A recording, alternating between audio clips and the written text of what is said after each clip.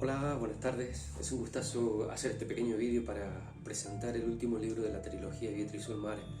Es una pena que por las circunstancias del COVID no podamos hacerlo como nos gusta, rodeo de amigos y con gente a la que le gusta pasar un buen rato alrededor de un libro. Pero bueno, hemos esperado desde junio intentando ver la oportunidad y parece que esto sigue para largo, así que finalmente vamos a utilizar este formato. Esta historia cierra un ciclo, llevamos ya 3 libros, este es el tercero, y, y nos ha permitido pasar cosas muy lindas en diferentes presentaciones, en diferentes cosas. Así que antes que nada me gustaría compartir con ustedes una pequeña secuencia de imágenes, unos segunditos.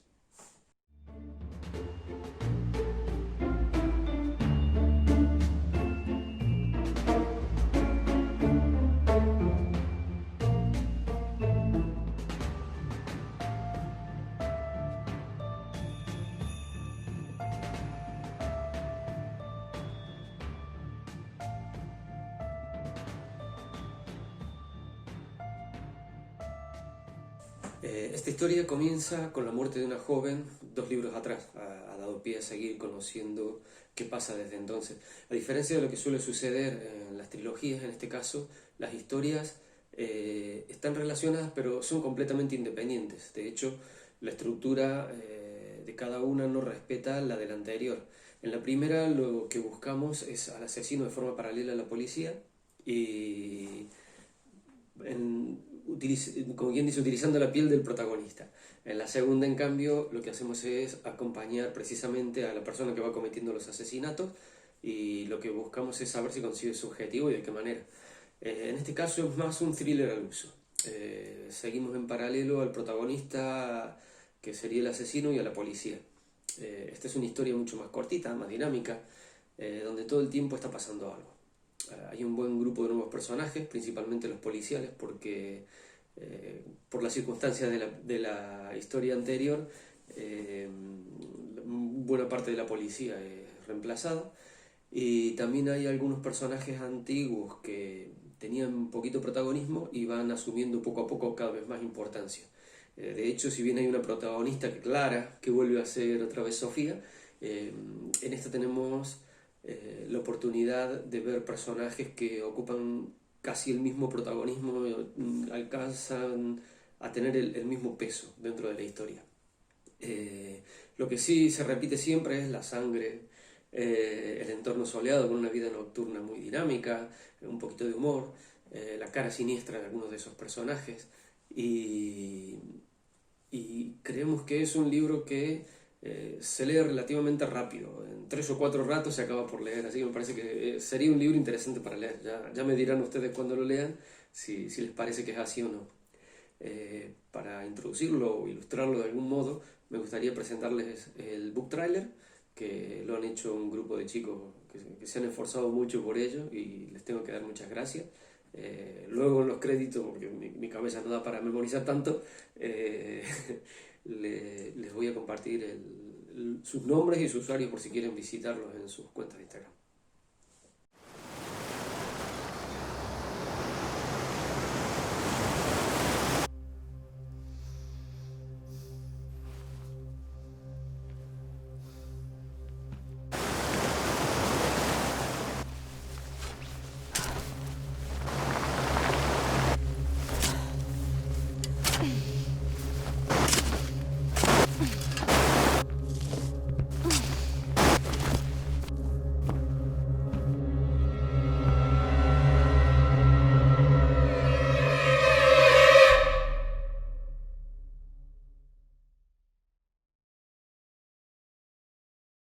Bueno, en los últimos días hemos planteado la idea de hacer algunas preguntas sobre el libro o sobre la trilogía, para ir contándoles aquí un poquito lo que les interesaría saber.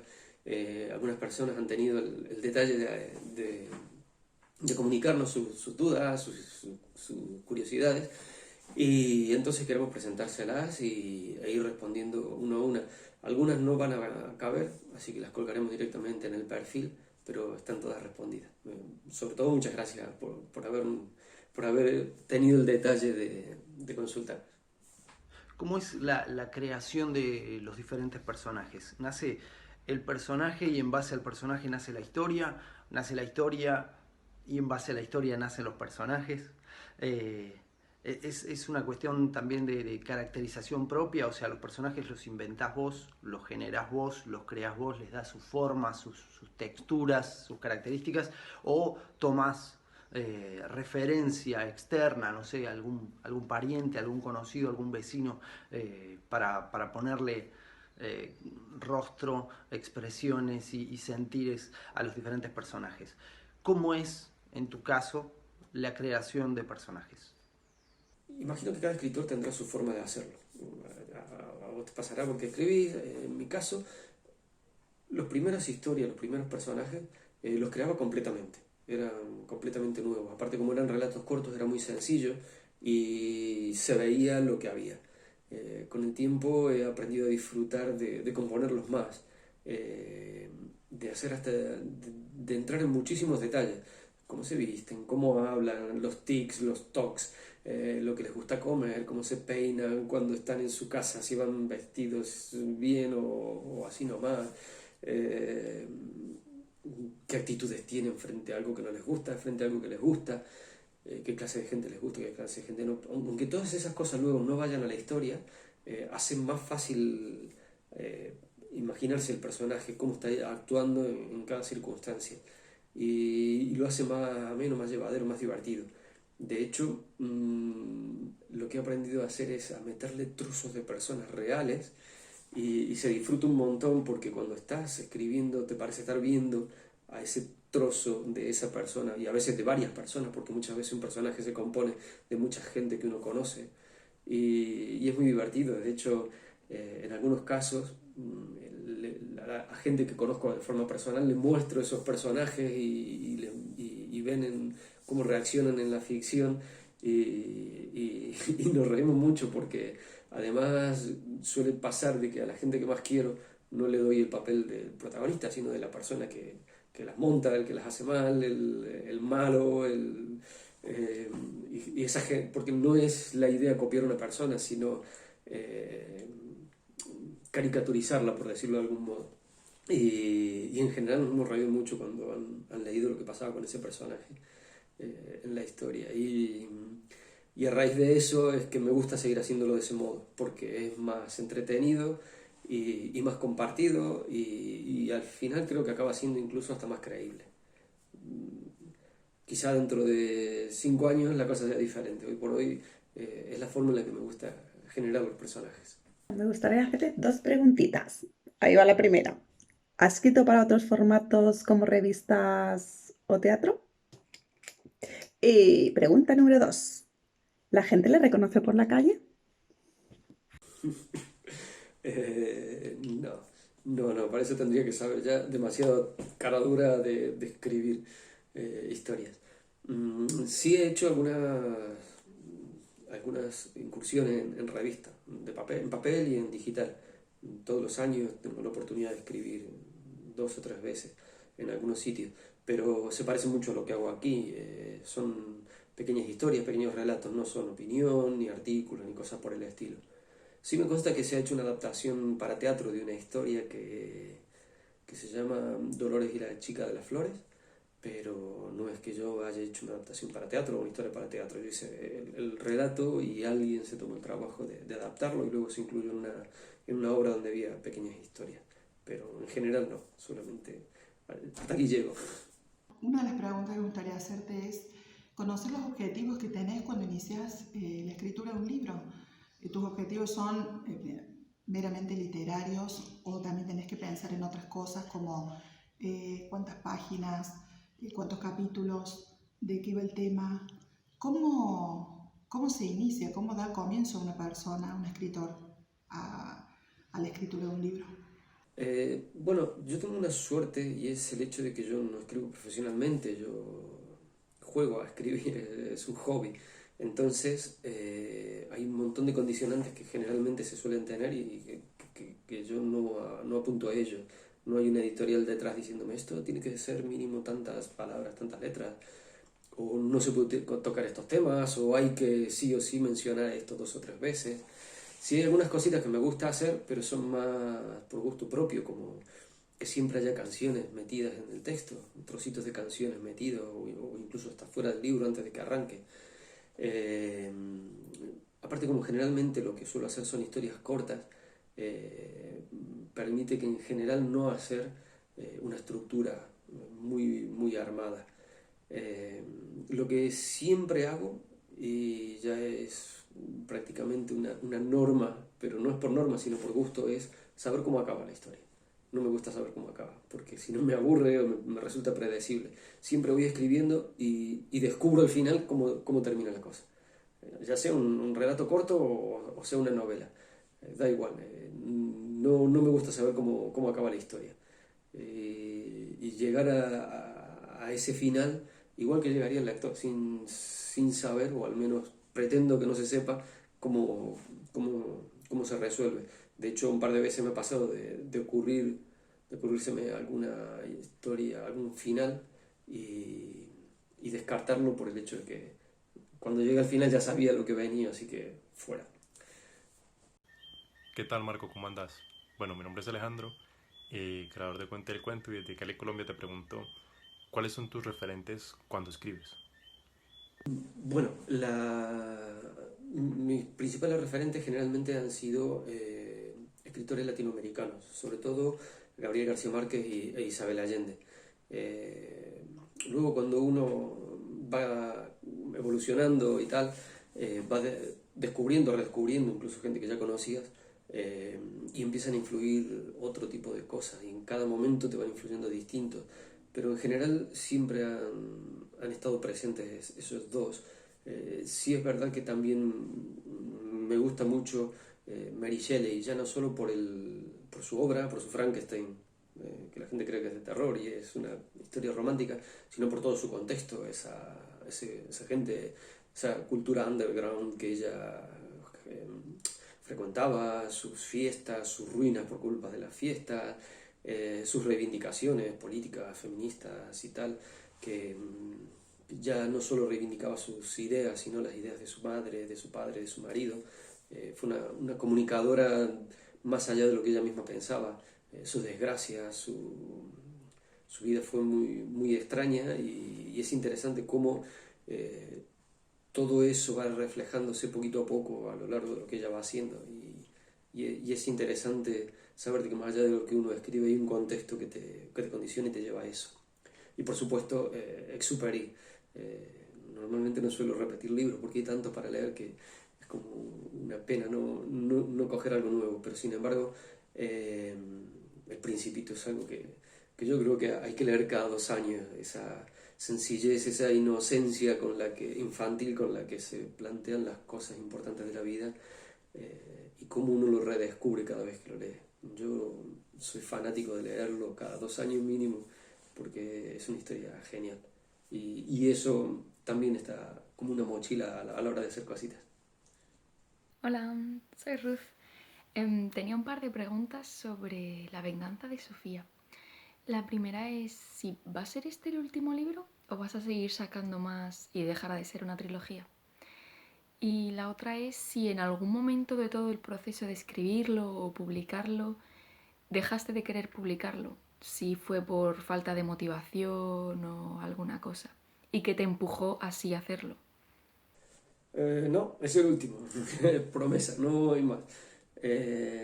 La comunicación que estamos utilizando es el círculo se cierra. Este es el último libro, se queda en trilogía, no hay precuela, secuela ni cosa rara. Es verdad que cuando escribí el primero dije, no, esto aquí se acaba, esta historia se cierra y tal. Pero no, esta vez lo hemos cerrado como nos gusta que se quede, y queremos que se quede así la historia. Con respecto a si en algún momento decidimos dejarlo, cuando decidimos hacer el tercer libro, nos entusiasmó mucho la idea, entonces dejarlo no nos lo planteamos. Lo que sí ocurrió que en un momento dado, después de tenerlo escrito por completo, me llevó 1 año y medio porque estaba además haciendo otras cosas y lo quería hacer con mucho detenimiento para cerrarlo bien. Surgió la posibilidad de conocer Vietri, fui allí, y estando allí fue un shock, una cosa fantástica. Me encantó el sitio, me encantó el contexto, Sin duda era el lugar adecuado para que todo esto ocurriera, pero fue un flash tan fuerte que cuando volví, cogí la historia entera, tal cual estaba, a falta de revisar para ya lanzarla, y la borré completa, porque era una linda historia, pero no era exactamente lo que yo quería que se viera. La reescribí completa, y ni siquiera la dejé como referencia para ir viendo por si algo era útil, no. Toda borrada y arrancar de cero. Esta historia es más dinámica, mucho más cortita, pero más dinámica, más parecido a lo que queremos que pase. Lo que buscamos en esta historia es que haya un contraste con el thriller habitual, y me parece que este era el modo de cerrarlo. La otra historia no me cabe duda que estaría mejor escrita, más atado a los detalles y tal, pero estoy muy conforme con la forma en la que se ha quedado, y creo que es el modo en que había que acabarlo. La otra historia, pues, no fue, y acabamos como acabó. Creo que es un buen resultado. Hola Marco, ¿qué prefieres? ¿Una presentación en una época, en una temporada de frío o en una temporada de calor? ¿Ir con el abriguito o ir con la playera nada más? Esa es fácil, sin lugar a duda, el calorcito. Cuando uno hace una presentación es chulo porque está la gente alrededor. No sé si es el caso, pero generalmente estás con un montón de gente alrededor, y se arma una cuestión muy relajada, y luego sales y tienes tu cerveza, tu pizza, tu helado, compartiendo las risas y hasta las tantas.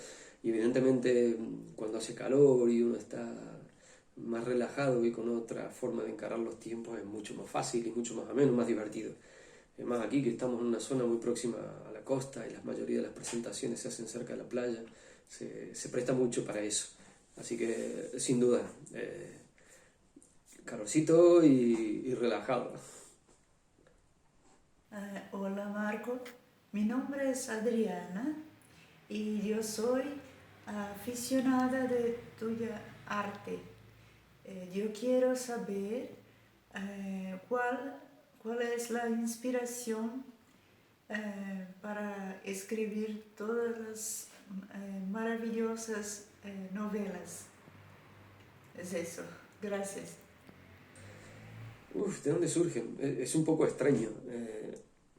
En general, surgen de cosas reales.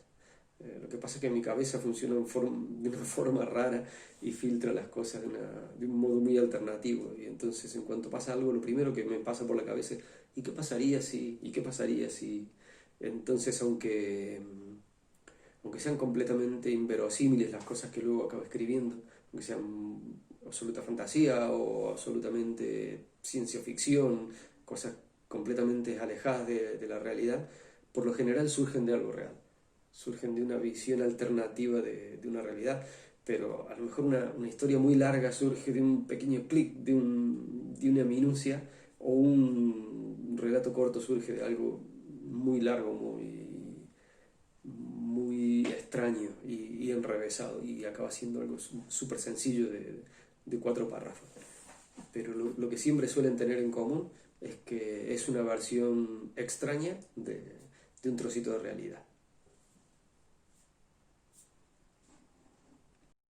Partecipiamo molto volentieri qui a Vietri sul Mare a questa presentazione dell'ennesima opera di Marco, il cui nome il nostro paese ha dato il nome alle 3 opere, ai 3 libri, Vietri sul Mare. Ed è proprio questa la prima domanda che voglio fare. Come mai proprio Vietri sul Mare da un paesino della Spagna? Questo nome da cosa è stato ispirato? Originalmente estábamos buscando una localidad costera, un pueblecito costero donde ambientar la historia.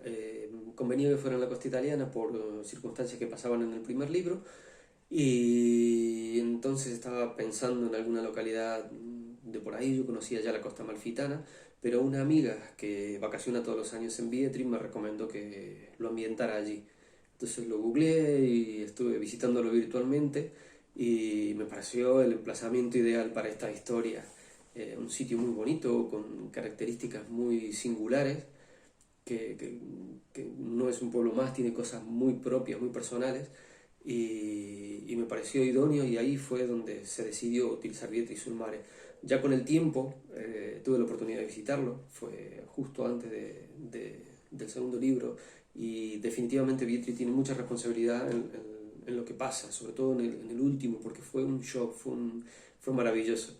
El sitio no solo el sitio es precioso, sino que además el contexto en general se arma una especie como de armonía, la gente, la amabilidad de la gente, los sitios, la artesanía, la cerámica, los carteles de cerámica en la entrada de los locales, la naturaleza abundante, la playa, sinceramente es maravilloso el sitio. Además tuve la suerte de conocer a la gente de Proloco Vietri sul Mare, la ayuda de Cosmo que me hizo conocer distintos sitios, entonces pude aprovechar el tiempo que estuve ahí y sacarle el jugo, como se dice aquí habitualmente, a esa visita y poder empaparla luego en la historia. Creo que sería un gran acierto si la gente que ha tenido la oportunidad de leer el libro algún día puede acercarse y conocerlo, porque realmente es un sitio maravilloso, un sitio para conocer. No es simplemente un sitio más, es un sitio muy singular, muy bonito y que da mucho de sí. Así que estoy encantado con el emplazamiento de la historia y creo que ha sido un gran acierto. Veremos qué opina la gente, seguramente que más de uno irá a visitar y estará de acuerdo en que es un sitio maravilloso. Bueno, lo dicho, muchísimas gracias por hacer las preguntas. Espero haber respondido lo que preguntaban y en otra cosa, porque me suelo ir por las ramas, pero espero que sí. Una de las cosas que normalmente no solemos hacer en las presentaciones y que siempre me tiran de las orejas por ello es leer un trocito del libro. Así que esta vez vamos a hacerlo. He pedido un poquito de ayuda para que no me tengan que estar viendo todo el tiempo la cara, así que vamos a lanzar. Hemos escogido un capítulo de más o menos el medio del libro y arranca más o menos como el chillido del móvil le taladraba la cabeza, solo quería dormir un poco más. No era muy tarde, pero hacía bastante calor. Desde la calle no se podía mirar fácilmente hacia adentro de su habitación, pero una persona alta o cualquiera que se esforzara un poco podría ver por la ventana abierta de par en par cómo abrazaba a esa hermosa morena que dormía en su cama. Ambos proponían un cuadro pintoresco, abundante de belleza a los transeúntes que hubieran madrugado esa mañana. La insistencia del ring ring, más propia de un teléfono del siglo pasado que de un móvil de última generación como el que él tenía, agotó su paciencia y su capacidad de soportar tormentos con semejante resaca. Dios, ¿qué habré bebido anoche? Tampoco fue tanto, creo. Miró con ojos de niño goloso a su compañera de esa mañana y se vistió con paciencia, mientras una montaña de toallas amortiguaba el grito del cacharro que seguía sin ser atendido. Saliendo al patio para no despertarla, aunque sin cerrar las ventanas para proteger su intimidad, más que vulnerada a esas alturas, devolvió la llamada a su compañera. «Tío, no me jodas. ¿Dónde te habías metido? Son las tantas ya. Te he llamado 1.000.000 de veces». «Angélica, cariño, me estresas, me duele la cabeza. No me des la vara como si nunca te hubieras retrasado». «Retrasado», dice. «El único retrasado aquí eres tú, que te estamos buscando desde... yo qué sé. Ni había sol, que se han cargado una cría». «¿Una cría? ¿Cómo?» «Como las de la Volpe. La madre que me parió, ¿por qué nos habremos puesto a revolver esto que estaba tan tranquilo?» «Venga, tío, que nos están esperando desde hace unas horas. Ya no sé qué excusa poner. Te van a caer palos para que guardes». Hugo no reaccionó en primera instancia, pero poco a poco comenzó a sentirse involucrado. Sus conjeturas iban y venían en todas las direcciones que podía su cabeza resacosa encontrar. Supuso que habría alguna explicación coherente. Al final de cuentas, él no había hecho nada. «Angélica, se te ha olvidado decirme dónde es». «Estoy en el portal de tu casa desde hace 2 horas. He golpeado la puerta. Solo me ha faltado dar la vuelta a la esquina para colarme por la ventana». «Ahora salgo», dijo pensando en que si lo hubiera hecho, lo habría visto con la chica de la que le había advertido que debía alejarse. «Cariño, ¿podemos pasar a por café antes de ir?» «Cariño», dice, «ahora soy cariño. Date prisa». con los ojos perdidos en el vaso de papel y el ulular de la sirena atormentándolo, ulular que estaba solo dentro de su cabeza porque sirena no había, iban en el coche de Angélica. Hugo intentaba centrarse en lo que creía que se iban a encontrar en el escenario. Al llegar, lo primero que se encontraron fue una mujer de entre 70 y 7000 años de edad tirada en el suelo. ¿Esta es la joven asesinada? ¿Con qué la mataron? ¿Con un hechizo del tiempo? Respeto, por favor, increpó Angélica. Una voz los reclamó desde el interior de la habitación. Un poco más adelante, sobre una mesilla, el cadáver de Bea se encontraba impoluto, como una siniestra obra de arte expuesta en un museo para ricos excéntricos. Era tal la inmaculada expresión del cuerpo que, de no ser por la barra de acero que la atravesaba por el vientre, tentaría esperar a que se levantara y se pusiera la ropa. «Pasen, inspectores, los estábamos esperando». «Mierda, no, mierda, mierda, mierda». Soy la inspectora Hermoso. ¡Mierda! Él es el inspector Benevento. Además de decir mierda, sabe otras 2 o 3 palabras más. ¡Mierda! ¿Cuándo ha pasado esto? ¿Lo ve? Son 5 palabras. Estimamos que anoche, sobre las 3 de la madrugada, hora arriba, hora abajo. La anciana de allí vio la puerta abierta y entró para ver si pasaba algo. Al entrar, se encontró con el espectáculo. Antes de que llegaran los sanitarios, le dio un jamacuco y la palmó ahí mismo.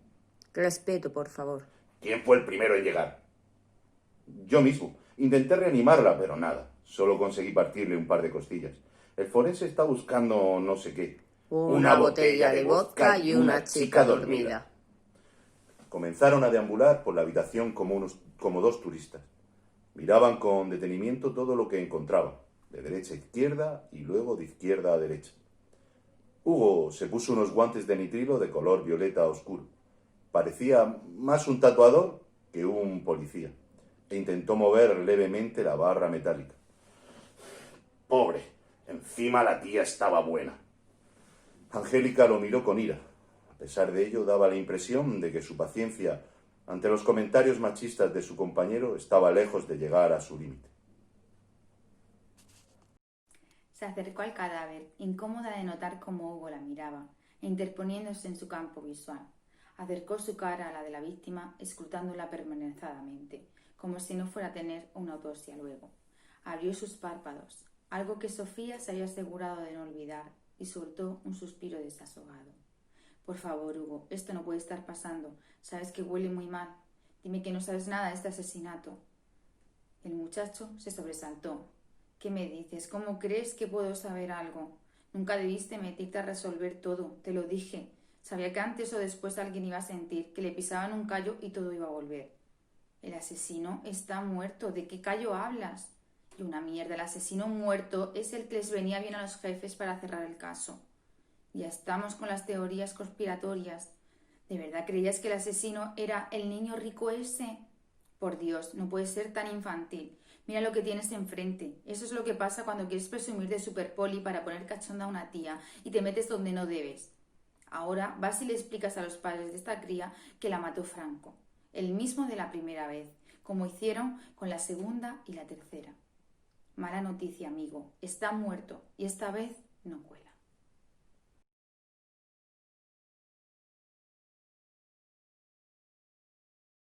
Bueno, ya estamos terminando y una de las cosas importantes era definir quién había ganado el concurso, quién se llevaba la trilogía, los 3 libros. Son Beatriz Ulmare, Alguien ha matado a Lucía, La venganza de Sofía y el nuevo, Desenterrando a Carolina. Entonces, como estamos encerrados y aquí no hay ninguna mano inocente, para que metan así y escoja, vamos a ir con random con el ordenador. Así que el sorteo, vamos a darle clic. Les agradezco a toda la gente que ha participado, que ha compartido, porque realmente me ha sorprendido. Ha sido muchísima gente, no me esperaba esa respuesta. Sinceramente, muchas gracias. Así que, como ha sido tan bonita la respuesta, pasada la Navidad, vamos a hacer otro concurso. En lugar de hacer una trilogía entera, 3 libros por separado, ¿sí? Así en lugar de un ganador hay 3 ganadores.